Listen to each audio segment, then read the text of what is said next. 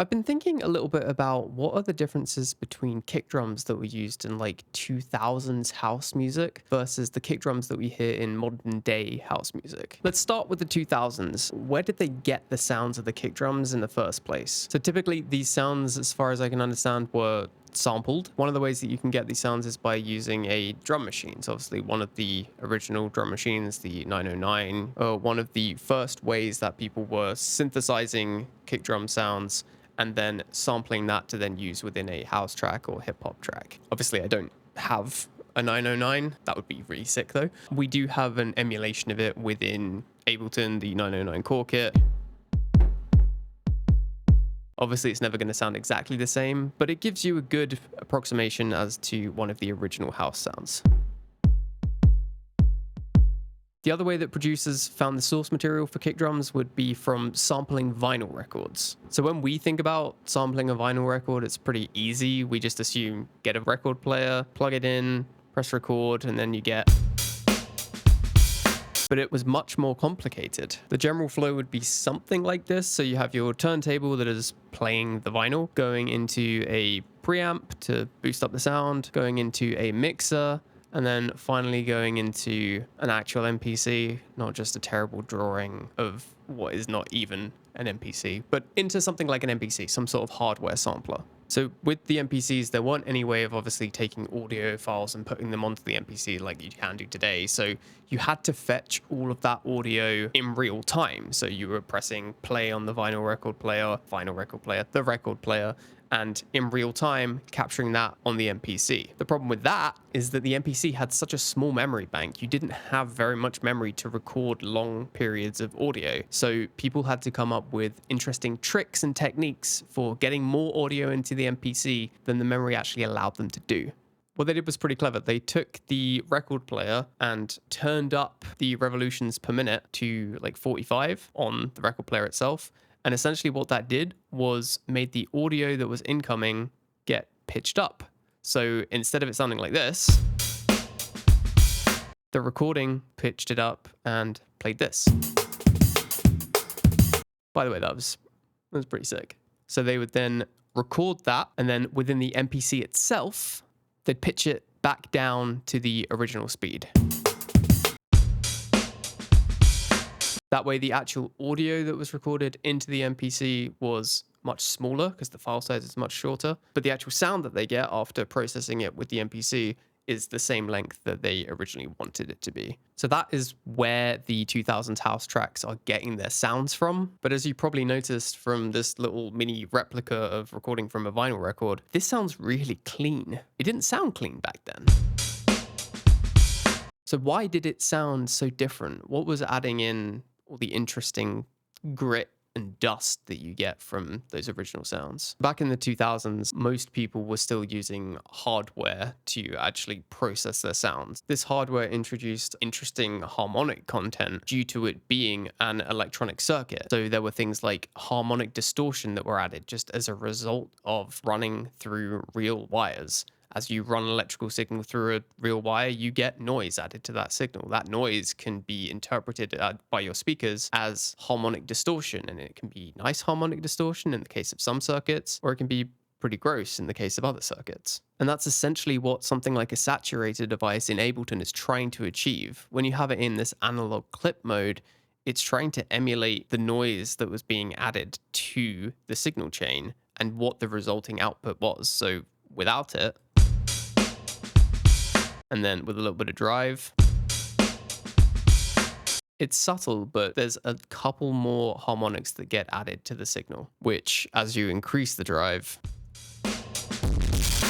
you can see goes a little crazy. Another side effect of these cables and just hardware wiring is that the top end gets kind of pulled off slightly. So you'll notice in some of the older kick drums, the top end of the sound is just not as present as a digital clean new sound, which we can emulate by using an EQ8 by rolling off the top end.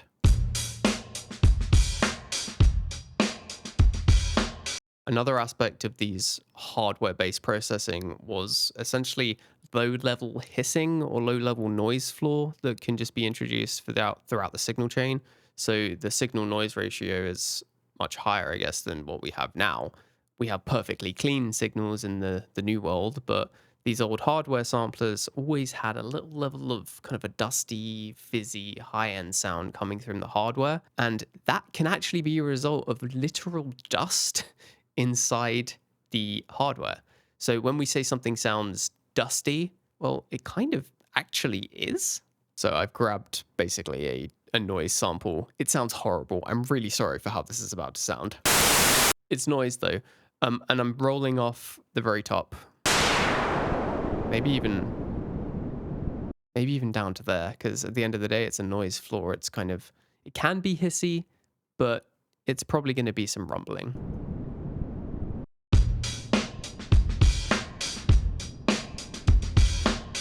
Just for clarity, I've cut out the rest of the loop, and this is just the kick. In terms of EQing and compression, if people did it at all, which maybe wasn't as common as now because hardware was quite so expensive, most of the precision was very broad. So if you were doing an EQ cut, instead of having a very fine quality parameter, being able to just hit like 134, you had to do quite a broad cut because you just didn't have the range and the precision that you do now. Same with the compression too. You could use kind of wide-ranging compression set to sort of some presets rather than having very specific fine-grained control. And the EQ and compression also had the exact same things that the mixers did. They have the physical nature of the hardware that introduces phase distortion or additional harmonics or additional noise floor. So if I wanted to add some EQ to this kick, I couldn't just grab a parameter, put the quality all the way down, all the way up even, and do this. It just wasn't available to me. What I did have is maybe 4 different controls that had this sort of range. Actually, this is even different because it's got adapt Q on it. So if I turn adapt Q off, it stays the same. So this is more accurate. So I would have something like this.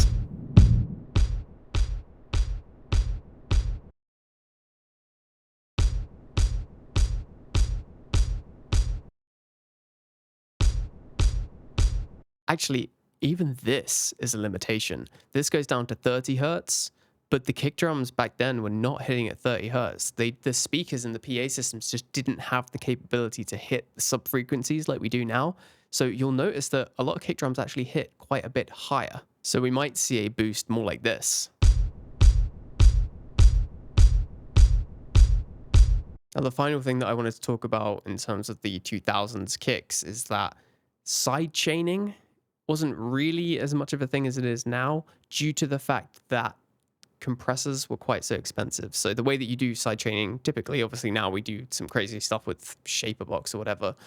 The way that you do side chaining typically is you feed in a side chain signal into a compressor and duck it every time that thing hits. But compressors were so expensive back then that some people just didn't do it. So the bass might just have to live around the kick rather than being ducked. Some people did it. So Daft Punk did it, and they used the Alesis 3060 compressor, peak dual channel compressor limiter with gate, whatever. They used this to duck the sounds, and so if you want a classic Daft Punk sound, use this bad boy. Oh man, never mind. So maybe just keep the bass out the way of the kick. It's probably the easiest way, right?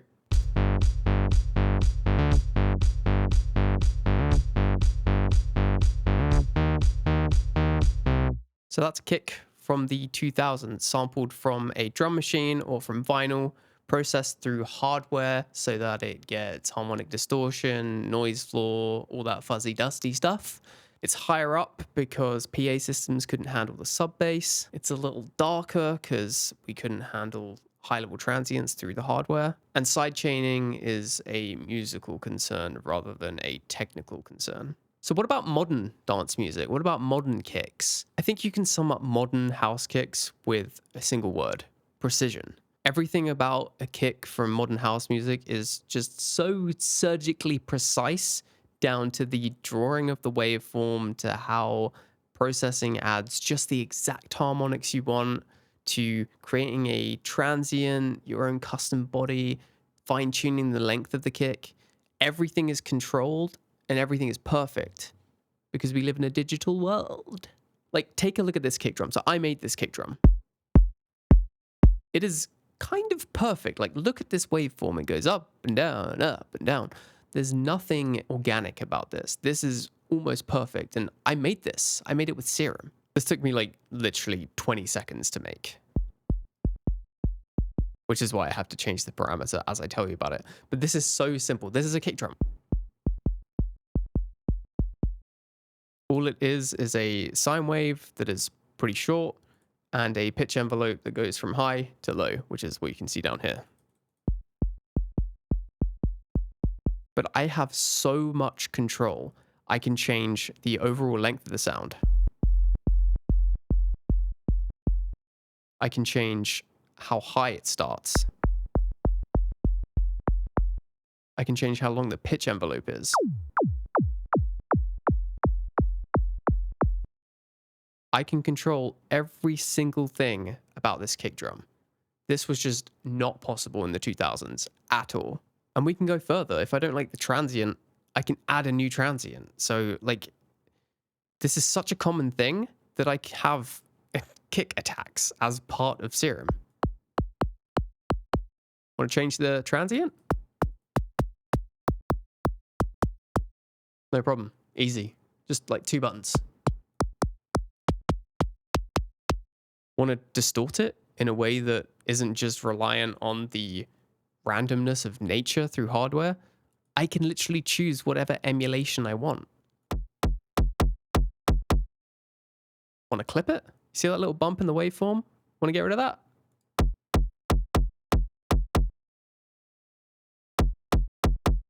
And it's gone. What if I think the kick sounds too synthetic and I want to make it sound more real? Well, I can just put another kick on top of it and cut out the low end. And with modern PA systems, they can play the low level sub-frequencies that we just couldn't do in the 2000s. And sidechaining is so incredibly precise now, we can even draw volume curves to get the bass to duck out the way of the kick.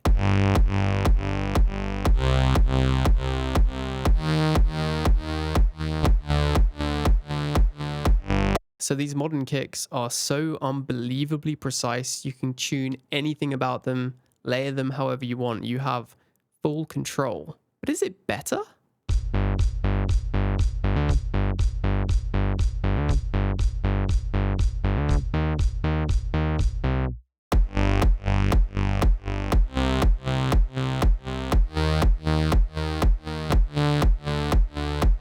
I think that can be answered in 2 ways. I think that better in terms of technical capability. Objectively, it is better to be able to control every single parameter of the thing that you're trying to create. Musical expression is through the control that you have to be able to express yourself. So yes, technically it's better, but there's also an argument to be made that limits breed creativity. Being limited by your tools helps you express yourself in a different way because you are limited. So it is better, and it's not better. But I tell you what, I'm glad I don't have to sample kicks the same way that they used to. I just think I'd get annoyed.